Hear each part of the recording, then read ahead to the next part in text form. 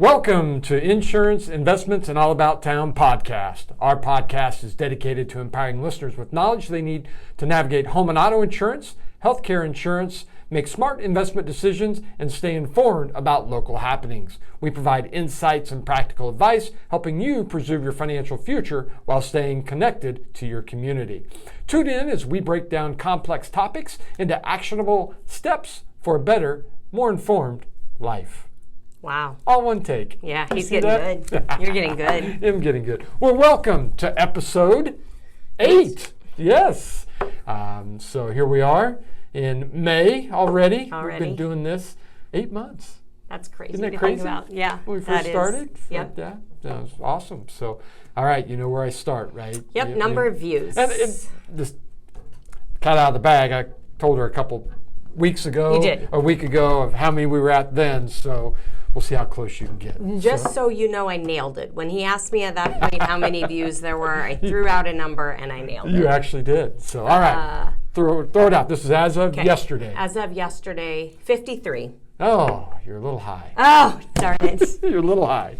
So, wishful thinking. You're right. No, we were at 34. 34. Yeah, okay. I think, when are we? Can't remember. 3 weeks since we posted. Yep. So, okay. Yep. So staying pretty consistent on our viewership. So, but anyway, that's where we're at. Okay. But I know today I was going to talk, it's May, right? And so May 29th is 529 Day. So today, I see where we're going. See where we're going with that. So May is National 529 Love it. month. So I thought I'd talk a little bit about 529 plans today.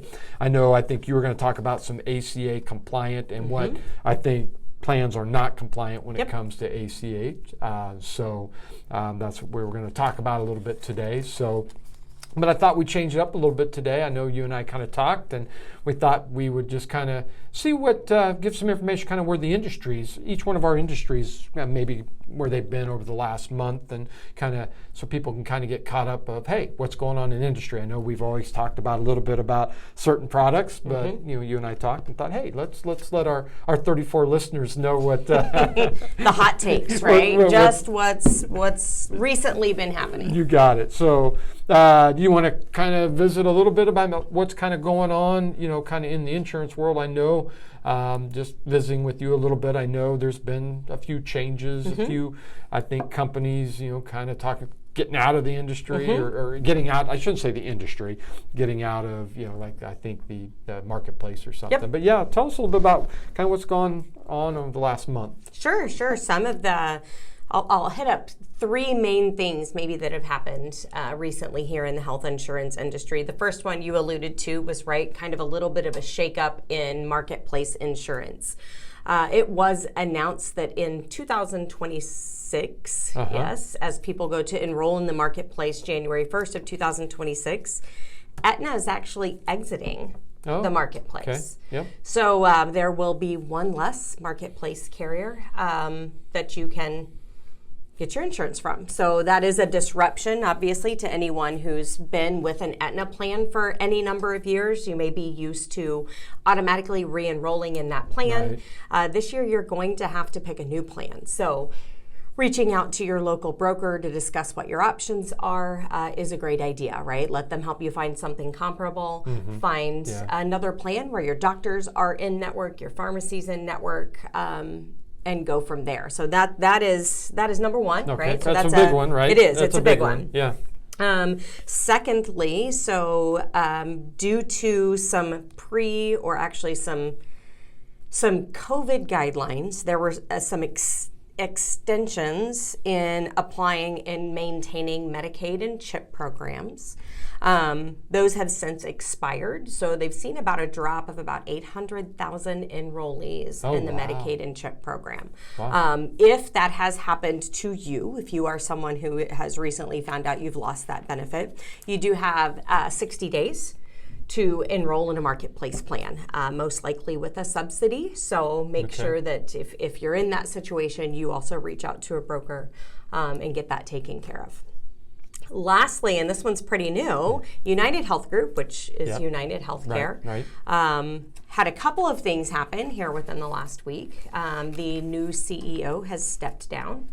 After announcing that they were not going to be issuing their financial report for 2025. So it was first put on pause.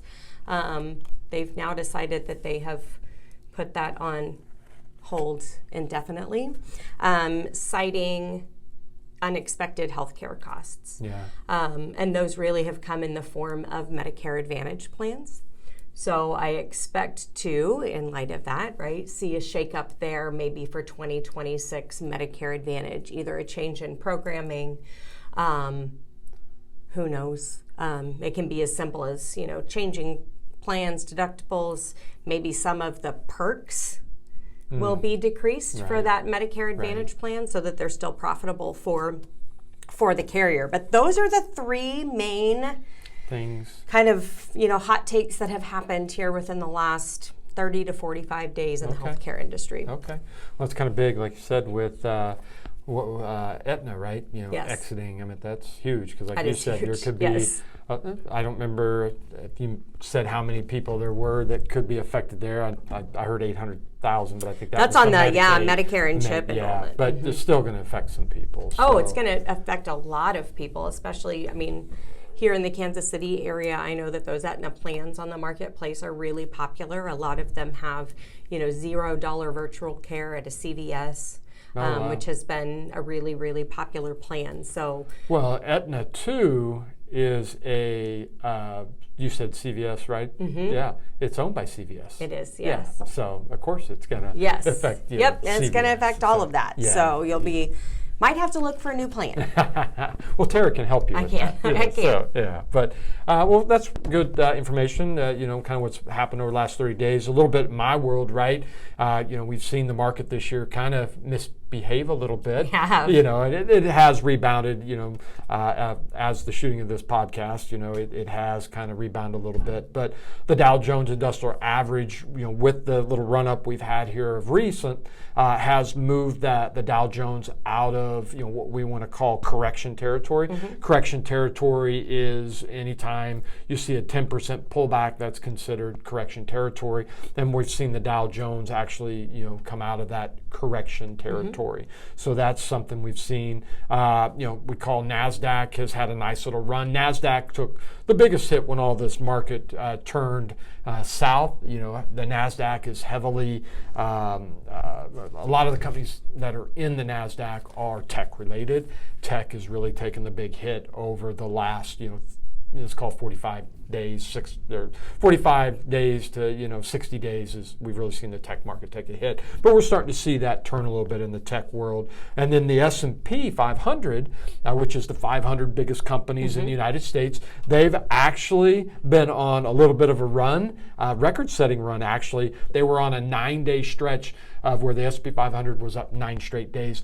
That's the first time that has happened since 20 years ago. So it's the first time that we've seen that in 20 years where the S&P 500 went on a little 9-day run. So that's kind of what's going on in the markets. Just recently, last week, China and the U.S. said, hey, we're going to pause these tariffs for like 90 days while we, kind of walk through and see if we can come up with a plan. That's kind of the markets like that and reacted positively. And the Feds have also come out and said, hey, we're going to hold interest rates, steady. They're going to watch, unemployment is a big indicator, when it comes to holding, those interest rates they said. So, and then one of the last kind of things here is we saw in the first quarter the GDP, gross domestic product, right? All the products that the United States produces was down 0.3%. So it was down. It wasn't down a big amount, but it was down. But those are just kind of some of the things that have happened in the market over the last, like I said, 60 to 45 days. But we're seeing everything kind of start to trend in the right directions. Not saying that the market is full steam ahead. Right. I still think we'll see some hiccups along the way this year, but I think it's starting to stabilize a little bit. So that's kind of where the market's at. Good. So, but anyway, how about we talk a little bit about the ACA program? Yes. Yes. So tell us a little bit about compliant plans versus non-compliant plans. Yes, I know.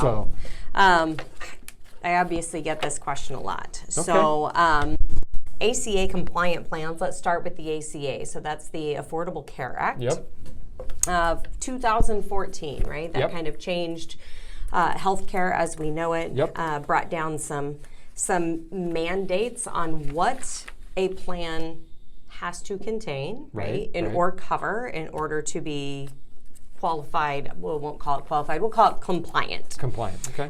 The first is comprehensive coverage. Has to have comprehensive coverage. Must cover essential health benefits, including preventative care, maternity care, mental health service, and prescription drugs. Okay. Cannot deny coverage for pre-existing conditions. That was the big one. The big one was, we want to make sure everyone has access to health care, regardless of condition. If we're talking individual plans, it also created subsidies that were available based on income. Does have specific enrollment periods. So from an employee standpoint, when you're hired, you have an enrollment period in which you can make your elections. Can't change your elections throughout the year until you hit open enrollment of the following year, unless you have a qualifying event, which we've talked about. We've talked about qualifying events. Let's see. Also, it has some consumer protections. So ACA compliance has limits on your out-of-pocket costs. So they really are trying to limit not just not necessarily premium, but what are my costs out of pocket? So that's things like deductibles, co-pays, trying to keep those manageable. When looking at an ACA compliant plan, the question is, how do I get one? Employee or employers, So all employers that are considered ALEs, I think that's applicable, large employers. So that's 51 and over, 51 employees and over, sorry about that, have to have an employee benefit package in place that is ACA compliant. Or there are fines and things of that sort for not doing so. For those under, 50 and under, the government doesn't mandate that your employer has to offer you insurance, but when they do, most likely they're going to be looking at compliant plans. So most of the plans out there will be compliant employer plans. So you can get one through your employer. The other option is going to be through the marketplace. So we've talked about the marketplace plenty of times, You can log on to healthcare.gov. You can do it all yourself, which I've always considered a really dangerous idea, if you don't truly understand what you're looking at. What you're looking at. I advise you to reach out to a broker. Their services should be free of charge. If they aren't, call a different broker. The other way is with income qualification. So we talked about, Medicaid and CHIP programs. If you fall within the income guidelines for those plans are also ACA compliant. The opposite of those are your non-compliant plans. So we've talked about, an employer, get it through your employer or go to the marketplace. Those are the only places you're going to find compliant plans. The advantage of the compliant plan is that it has we talked about the comprehensive coverage, Can't disqualify you for pre-existing conditions. And the available subsidies to keep costs down. There are non-ACA compliant plans available. So you may have heard of them as maybe short-term plans. There are some private provider type plans where maybe you have an agreement with your primary care physician that you pay them a monthly fee and services are included. Those are just a couple of examples. With non-compliant plans, you do have limited coverage. So it could exclude some essential health benefits.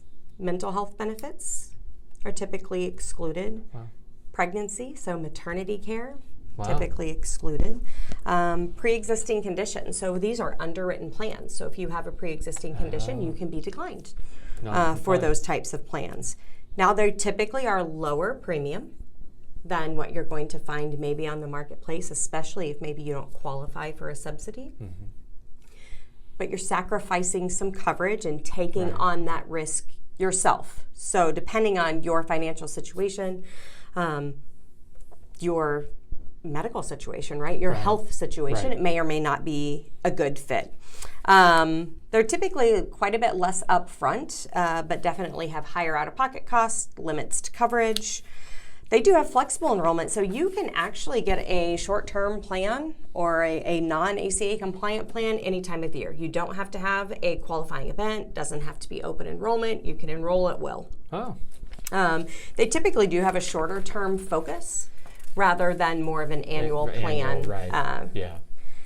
So a few examples might be short-term health insurance. So you've been able to get short-term plans from months to years. With, I think, 2025, the new rule was 3 months plus a bonus month. Mm-hmm. And then you have to reapply and switch carriers. Right, yep. So those are available. A fixed indemnity plan. I'd say most people will be familiar with that if you think about that duck on television.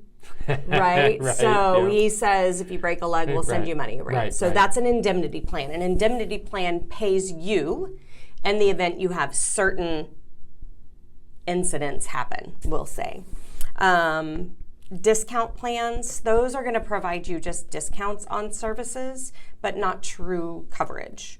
And then supplemental, like accident, critical illness, those are similar to an indemnity plan in that if an accident occurs or you have a critical illness diagnosis of one of the covered critical illnesses, it will pay you a lump sum. Yeah. Has nothing to do with actually having insurance, right, and getting those bills covered. It's really meant to just reimburse you. So typically you see those in addition to a compliant or an ACA compliant plan. Tacked on. Yeah, I think there's a time and a place for all types of insurance. So short term can be really beneficial and maybe inexpensive. Let's say you've left an employer. Mm-hmm. Your options are COBRA, which is terribly expensive. Yes, it is. Or Marketplace, which can be expensive. Yep. But let's say your new employer is going to give you benefits in 90 days, but you have to get through that waiting period. So you've got a 90-day waiting period, which is the max that you can actually have. Purchasing a short-term health plan for those 90 days makes sense. Might make more sense than maybe doing COBRA. Assuming, that you don't have any pre-existing conditions, You're not currently expecting. If that were the case, I would definitely tell you to compare COBRA versus a Marketplace plan to see which would offer better coverage at a better premium. But that's how we really define which is which and instances in which you might choose one over the other. I'm always going to be a fan of qualified plans because I am not a risk taker. It's just not, it's not in me. Medical bankruptcy is real and it happens more than you know. And so, for me, I would choose a qualified plan, but I also know that always isn't feasible. So at least there's certainly a solution for everyone out there that will cover the need and fit the budget. Right. Yeah. Cool. I do have one question you kind of brought up, and you were talking about income qualifications or. How does that work? You were talking about subsidies, right, and income.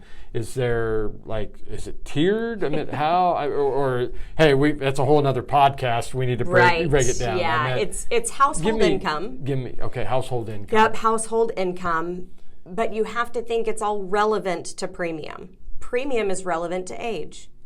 Right. And so, the older you are, the more expensive the policies will be. Right. Therefore, the income guidelines also increase.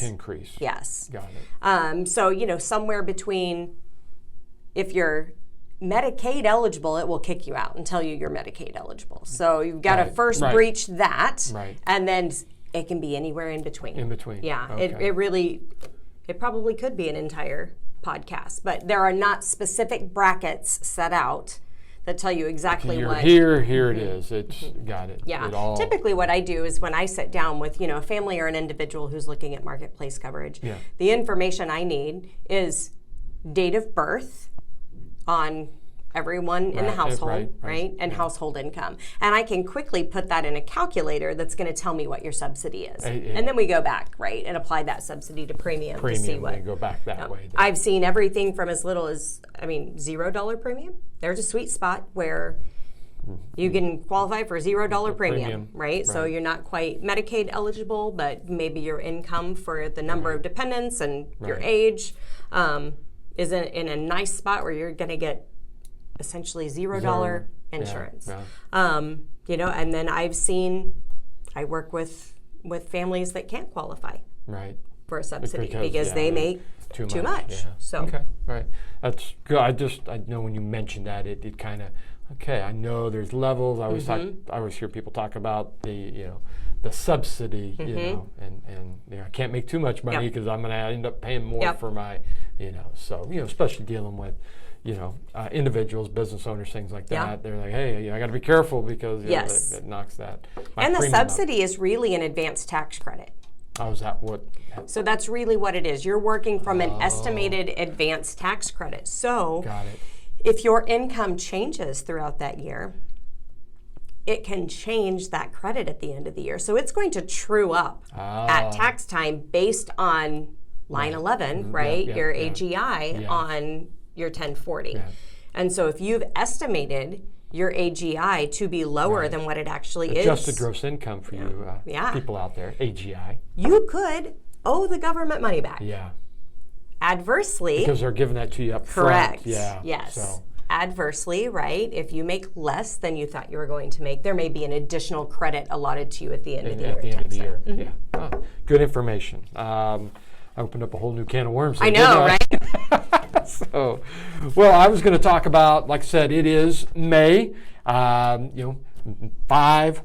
May 29th is 529 day, and so therefore May is 529 month. Yes. So I was going to talk a little bit about 529 plans. 529 plans are a tax advantage savings plan that you can put money away for your children, grandkids, to be able to use for college down the road. As of 2025, a 4-year college in the U.S. is right now 2025 is $28,000 per year for a state public school. State public school room and board and tuition. $28,000. Okay, that's and then if you want to bump that up to a private institution, you're looking at $58,000 is what a private 4-year college is looking at. And that's today's dollars. And I think you and I've talked about it before. The cost of inflation on college tuition is about 6% a year. And it's just crazy. And that's, like I said, 2025. I know you got a little grandbaby, and he's 1, I think, right? Yes. He just turned one. Just a month or two ago. So in 2025, it's this. What's it going to be for him? Right. So, but 529 plans are a great way, like I said, to put money away to save for college down the road. And when I talk to clients, it isn't always about the how much do we want to pay for all of college, because that's 4 years of a private school, that's $120,000, And so I always talk to clients a little bit about, how much of college do you want to pay for? 529 plan is a great way to put some of the way. Maybe it's paying for, as you said, books and maybe a tuition, but that's what I talk to clients about, and then we work backwards. 529 plans, as long as you use them for, college expenses. And so, as you said, books, tuition. They've even opened it up now to where you can use it for housing as well. And it doesn't have to be on-campus housing. It can be off-campus housing. It can't be, something, I think I mentioned it before on our podcast before, it can't be the Taj Mahal, but, it's got to be something comparable to what, on-campus housing is. But you can use it for that. Also, you don't have to use it just for a 4-year institution. You can use it for trade schools.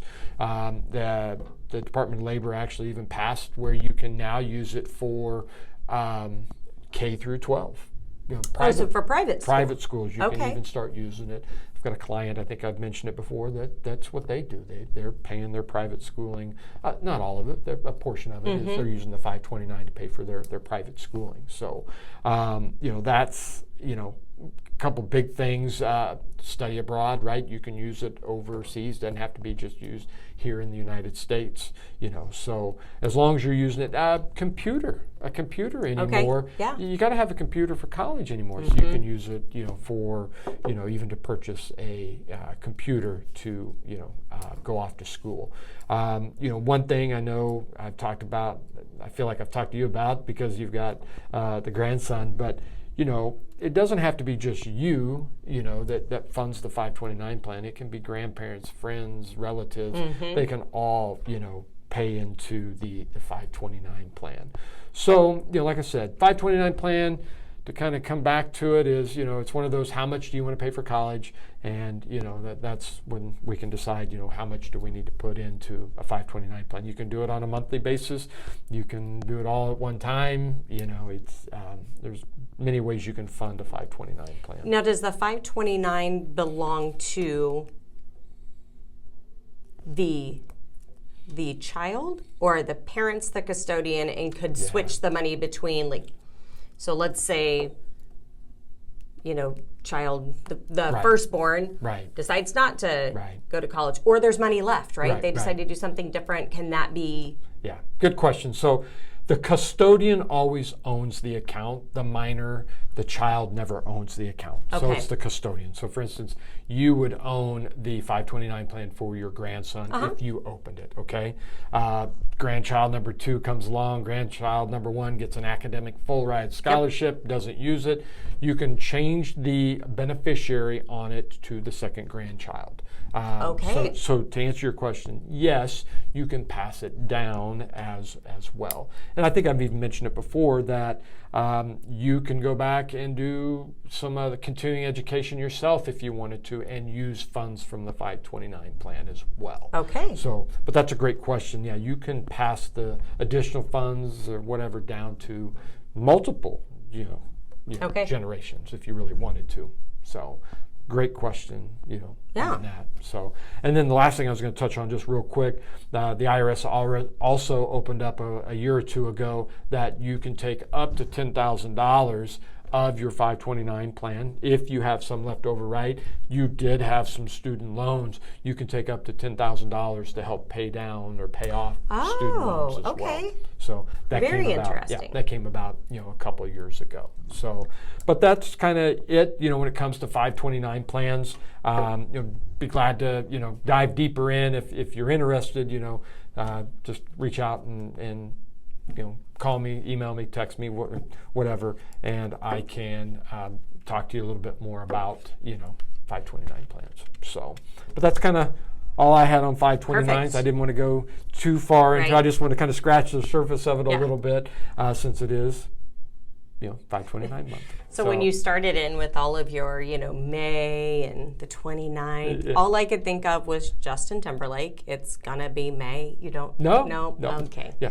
We've got a little bit of a gap here. A little bit. Just a little bit. And I am a big Star Wars fan, so May the 4th be with you. That's another one. You're going to steal that. Yeah. You stole that from me. I was going to also mention that too. Yeah, 529, but May 4th. Yes, May 4th be with you. It's also my birthday month. Is it? It is. Yep. 29 yet again. 29 yet again. I was going to guess May 20th. 24th. Oh, that was close. Yeah. Me and Bob Dylan. Bob Dylan? Yeah, we share the same birthday. Yeah. Cool. Also Tommy Chong. Tommy Chong. Yes, there you go. Yeah. That's somebody really to have a birthday with. So, actually, my brother calls me every year on my birthday to wish Bob Dylan a happy birthday. Bob Dylan a happy birthday. Every single year. So, all right. So May. No. He's got I'm not done. Here we go. You know I'm ready. Not done. Let me put on my thinking cap. Yeah, it's all right. Well, it's not. It's just. So we have the summer doldrums. I don't even know what that means. Since 1928, the S&P 500, which we mentioned earlier in the podcast, has averaged a modest 2.3% gain from May to October, right? We're in May. So May to October averages a 2.3% return since 1928, compared to a much stronger 5.2% average gain from November to to April. Interesting. Right? Yeah. So there's always a little saying in the investment world: sell in May and go away. Oh, So okay. I don't actually agree with that, but so I thought that was interesting. That is interesting. You know, and it's called the summer what? doldrums. Summer DOL doldrums. drums. Doldrums. So To look that one up. yeah, look that one up. So, but anyway, thought I'd share that with you. I always have little fun facts. You like do. that, so I always have a hot seat question. well, fire away. So I'm starting to think about summer. Right. Summer makes me think about ice cream trucks. Ice cream truck. Yeah. Right. You chase the ice cream truck down the street? Well, I might. I don't get them down my street very often, but I was thinking about, like, the ice cream truck is coming down your road. Yeah. What are you going for? Oh my goodness. I haven't been to an ice cream truck and probably know what's on an ice cream Your truck. poor children. Well, my children are 24 and 19. Mine too. Yeah. I still know what's in an ice cream truck. I don't. Really? Yeah. Oh my gosh. Okay, well. So I tell you what though, because I do like my ice cream. Okay, here we I'm go. probably going to go with some type of ice cream covered in chocolate. Okay, so are you like a Dairy Queen dipped cone kind of guy? I am not. Oh, okay. I am more of a peanut butter parfait. Oh, the peanut butter parfait. That's my go-to. The Georgia mudslide. I think it was called the Georgia mudslide. Yeah. The something mudslide. No, it's a pecan mudslide. That's all it is. I don't know where it came from. Pecan, Georgia. I don't even know if they have pecans in Georgia. That was always my favorite. It's just hot fudge, caramel, and pecans. So I went to Dairy Queen a couple of years ago, asked for one, and they had no idea what I was. They said they didn't have it. I'm like, do you have pecans? They said yes. I said, do you have hot fudge? They said yes. I said, do you have caramel? And they said yes. I said, okay. So then I want a sundae with hot fudge, caramel, and pecans. Pecans. Yes, and then I got my your pecan mudslide. Yes. Yeah. Okay. But ice cream trucks, I am a fan of a Choco Taco. Have you ever had a Choco Taco? I have not had a Choco Taco. It's a taco shell. A taco shell. Well, it's like chocolate, an ice cream cone, right? That's right. in a taco shape. Yeah. Vanilla ice cream, covered in chocolate, and then it's got nuts on top, peanuts on top. You'd like it. I would, since it, You would like it. my peanut butter parfait. Yes, yes, you would like it. So then, let's put the ice cream truck aside. Then, if it's just I'm going to the local grocery store and buying ice cream, what are you buying? Oh, lucky for me, Baskin Robbins sells their ice cream in stores. Because my favorite ice cream of all time is Baskin Robbins peanut butter and chocolate. Peanut butter and chocolate. If you have not had it, you are missing out. Okay, duly noted. So good. I'll look for that next time I'm there. Yeah, it's actually my youngest daughter. That's her like go-to treat, or like she's stressed about finals, and I'm like, don't worry, I got you the little pint of ice cream. I'm just orange sherbet. I've got some of that in my freezer. Do you really? I do, yeah. I was introduced to, we had a brunch. Must have been, it wasn't Mother's Day. What holiday have we had recently? We just had Mother's Day. I know. There was something else. It was Easter. It was Easter. Oh, okay. Just trying to think of the last Easter, holiday. Yeah. And we did a brunch, after church. Yeah. And did mimosas. I asked my daughter to bring mimosas. And I was introduced to orange sherbet in my mimosas, and it changed my life forever. Had you ever had orange sherbet before then? I had had orange sherbet before then, but never not in a mimosa. Life-changing. Yeah, I do like orange sherbet. That's a good one. It goes perfectly, right? Yeah, it does. Yep. Awesome. Well, hopefully our viewers here learned something today about compliant and non-compliant ACH. Yep. ACA. There we go. ACH. And 529s. Yep. So anyway, that kind of wraps up our episode number 8 podcast. So next month, I do believe we're having a guest next month. Yes. Yes. Yeah. And you guys may have noticed, once again, second one in a row where we didn't have a guest. We're maybe trying to switch it up a little bit. Maybe once a quarter do a guest. So next month we were going to have a guest on. We won't let the cat out of the bag just quite yet, but I think it'll be perfect for the summer months. I think this will be a perfect guest. If we make sure that we can get them roped into getting onto the podcast. But once again, thank you for tuning in to episode 8. I'm Eric Sporing, owner of ECS Capital Investments. To my right is Tara Lavelle with Von Fire Insurance, handles all your insurance needs. Till next month, we'll see you then. Take care. Goodbye.